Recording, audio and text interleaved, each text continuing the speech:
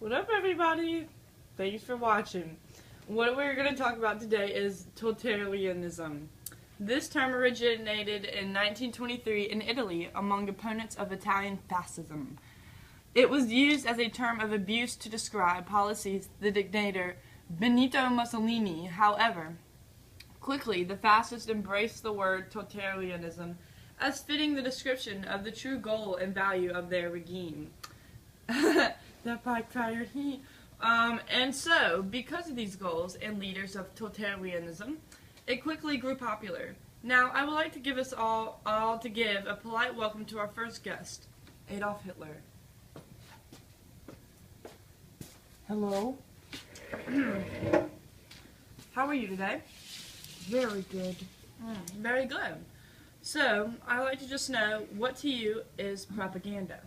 You see, propaganda is information of a biased or misleading nature, used to promote or publicize a particular political cause or point of view. It is systematic spreading of a given doctrine or of allegations reflecting its views and interests. Ah, yes, I see. How did totalitarian governments use it to spread their ideologies? And how did the Nazi Party, notorious users and abusers of propaganda, no offense, gain power as a result of propaganda? Well, Nazism placed an emphasis on the massive use of propaganda controlled by Joseph Goebbels to glorify the state and the submission of all decisions to the supreme leader, Adolf Hitler, me. It emphasized the subordination of the individual to a totalitarian state that was control all aspects of national life. We used a lot of violence. Interesting. Well, why did you particularly prefer the spoken word versus the written word? Why does it matter? Because the people want to know. Ugh, the people. Well, I prefer spoken word because for leadership, because I am a leader, the spoken word is superior.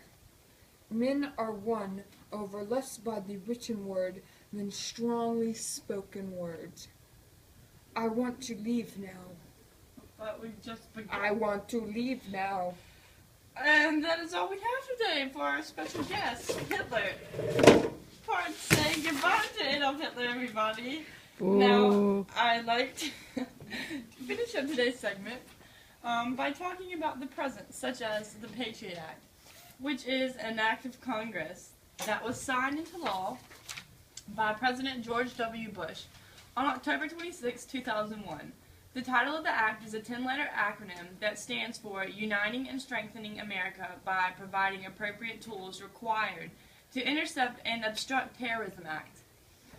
I'd like to invite Mrs. Bush to help me talk about politics, everyone. Welcome, Mrs. Bush. Ooh, Hello, hello America, hello P-Geni. How are you today? So, your hubby passed this act. What are some controversies of it, and what are the critics saying?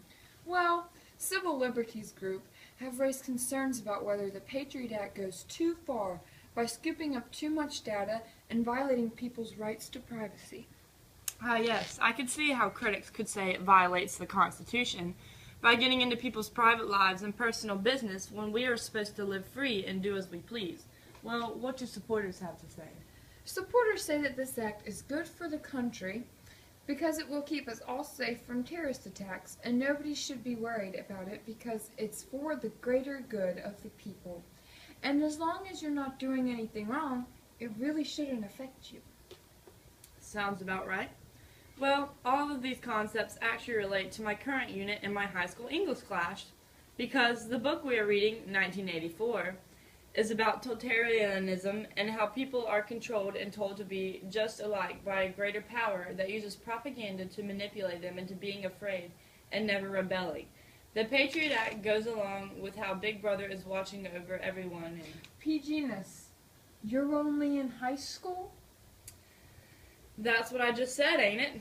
Anyways, that's all we have today, folks. Bye.